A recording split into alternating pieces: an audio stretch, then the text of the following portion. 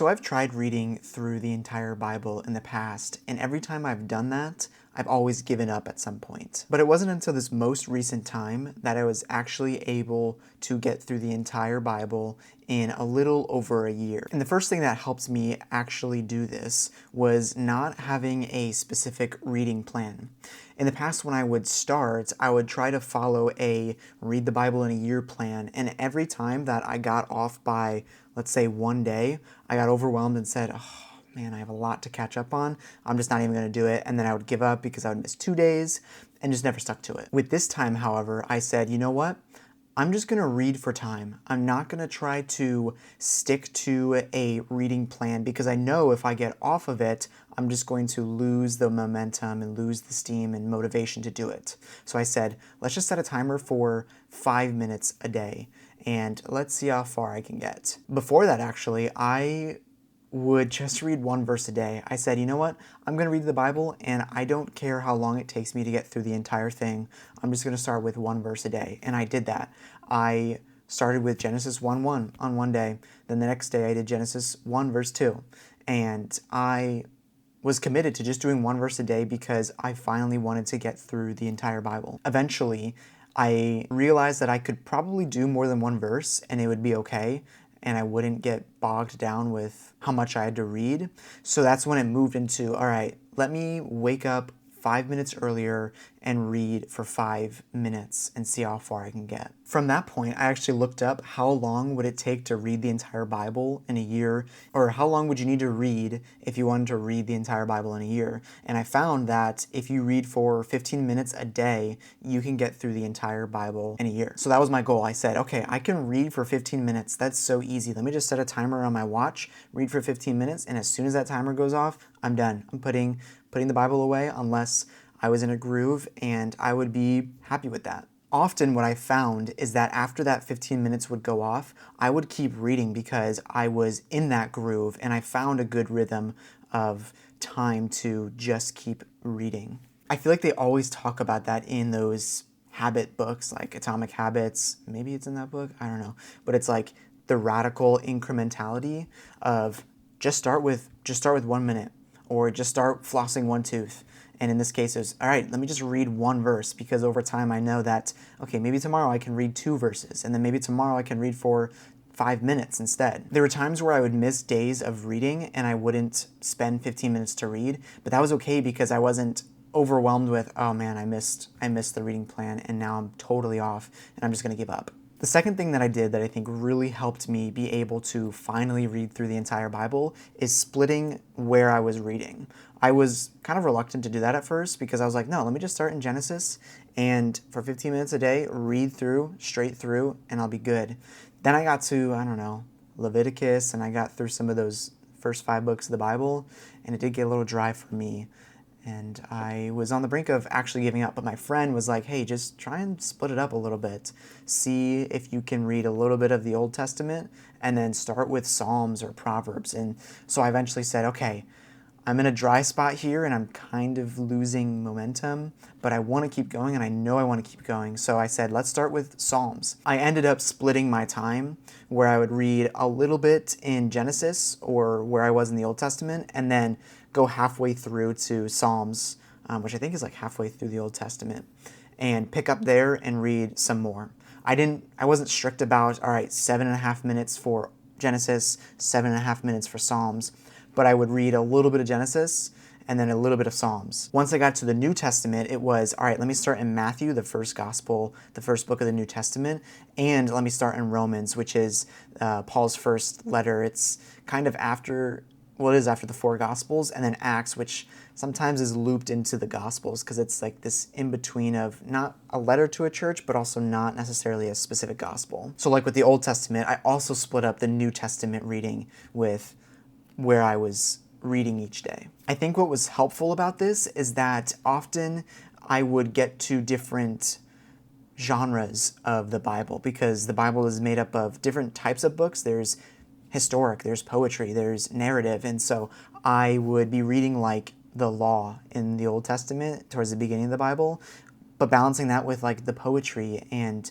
the authentic rawness of David's Psalms. So it wasn't solely just, all right, here we are, we're plowing through this book of the law. This next thing is kind of a hot take, depending on who you're talking to and who you're asking, but I made a decision to just read, even if I don't fully grasp and comprehend everything that the Bible is trying to say in that passage. In my mind, I said, I'd rather read and get through the entire Bible and be able to say, as a follower of Jesus, I've read through the entire Bible, then go back and say, okay, let me dig into the parts that I didn't fully understand or comprehend and see the whole context as I was reading, because ultimately, we're never going to get to a spot where we fully said, all right, I understand the entire Bible and I am a master of it and I don't need to learn any more about it, because that's just not true as we follow Jesus. So that's what I was leaning into in that perspective of, okay, let me read through the entire Bible once fully and then go back and dig into those individual books that I know I need to understand and comprehend a little bit more. Some people would argue that as you read the Bible and whenever you read the Bible, you need to comprehend it. Otherwise, you could be misinterpreting or you could be misinterpreting the Bible. But yes, that's true.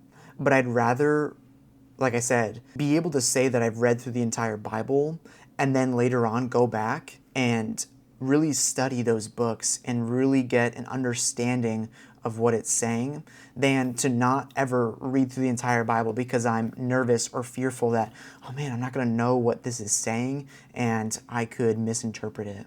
I made a commitment to show up even when I didn't feel like it. Yes, I did miss a couple of days, but there were often mornings where I would read and I would fall asleep while I was reading wherever I was at the time in the Bible. Those 15 minutes a day ended up being like 30 minutes a day because I would fall asleep and would need to keep plugging along because I ended up only reading 3 verses because I fell asleep. That commitment to showing up, even when I was tired, even when I didn't really want to read the Bible, was something I built into my routine in order to follow through with. In order for me to actually create that routine, that margin to commit to, I decided to set my alarm one day just 5 minutes earlier. I mentioned it a little bit before, but I was so against waking up early because I didn't want to wake up earlier before work. I just wanted to sleep as long as I could, then get ready, and then go to work. But once I said, let's just wake up 5 minutes earlier and read as much as I can, that's what then acted as like a catalyst to wake up even earlier. So instead of waking up at 7, I ended up waking up at 6:45, and then the next week it was 6:30 I'd wake up, and then the next week 6:15, to a point where 6 o'clock is like a good range for me. So I chose 5 minutes earlier, and it ended up leaning into more like an hour earlier than usual. Those small incremental steps created that margin and therefore helped me stay committed to showing up and staying committed to reading a little bit each day. I don't think I necessarily set out to do this, but I ended up tracking everything I read in my notes app on my phone. I wasn't like, all right, I need to track every time I read, everything I read, because if I had planned that before, that would have overwhelmed me too, and I would have given up. So instead, I wanted to document how long it would take me to actually read the Bible. But I didn't expect to track every chapter that I read and when. But looking back, that helped fuel me stay committed because I knew that, hey, I'm getting closer to finishing the Old Testament. I'm getting closer to finishing the New Testament, and it propelled me to just keep going, just keep showing up, just keep tracking what I was reading and wanting to make progress. I even wrote down questions that I had while I was reading because I didn't necessarily want to investigate those questions right then and there because, like I said before, I wanted to get rid of any sort of friction that would prevent me from finally reading the entire Bible. So I said, all right, let's just gather all this, and then later on, I'll go back to those books, study them, seek out those answers, find resources to fully find a conclusion to what I was questioning. The first date that I wrote down for when I started reading the entire Bible was June 24th, 2023. And the day I finished reading the entire Bible was September 21st, 2024. So it was like a year and a quarter, year and 3 months just about. And I think I could have done that in an entire year had I stayed committed or stayed on track with reading 15 minutes a day, but it was okay. I wasn't reading for a specific time period. I thought I was going to read it in 10 years and say, one verse at a time, I'll get done in 10 years, no problem. And throughout that time, I used this Crossway ESV study Bible. It was tempting to go down to the study notes to want to research more, because that's what I like to do when I read. I see something and I'm like, oh, I want to look at what the study notes say and how that is broken down based on scholars and what they say.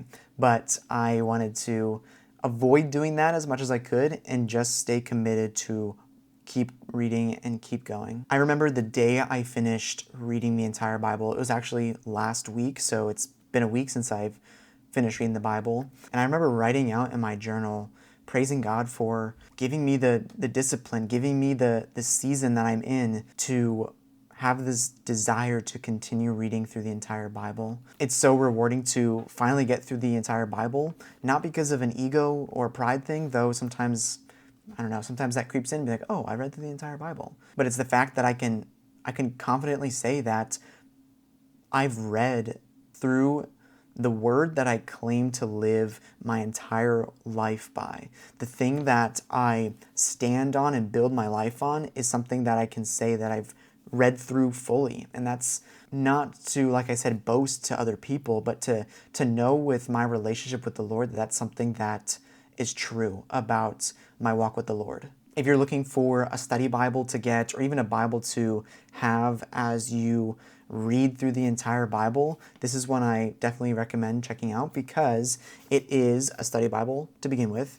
It's personal size, so it's not super, super wide. It doesn't take up a lot of space. It's leather, so it's flexible. It's not this hardcover ESV Bible that I have too. If you're interested in this specific Bible, I'll leave it linked down below for you to check out. And on the screen now is a video that I would love for you to watch next, so join me over there in that video.